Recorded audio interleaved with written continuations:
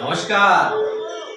আজ এসে গেছি সামান্য আইটেম গোলগপ্পা, অনেক অনেক জায়গায় বলে ফুচকা, তবে এটা আমরা বাড়িতেই বানিয়েছি, আমার গিন্নি সব বানিয়েছে। তো আজকে আছে ফুচকা বাড়িতে বানানো রেডিমেড, এসে দেখা একটা কি ঝাড়াই গোলগপ্পা বাড়িতে বানানো, আর আছে চানা, ফুচকার জল, টমেটো সস, थोड़ा सा ফুচকা আছে, ধনে পাতা,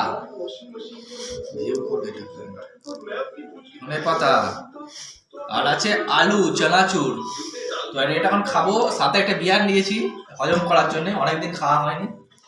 আর আছে রোস্টেড মুংফলি বাদাম।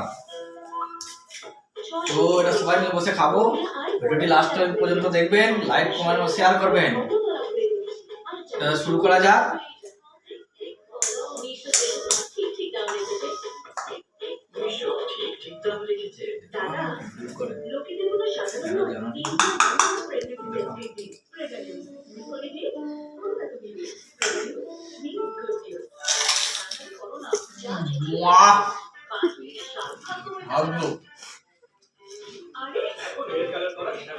খুব সুন্দর বানিয়েছে, আপনারা ট্রাই করে দেখতে পারেন বাড়িতে, খুব সুন্দর এই শীতের দিনে।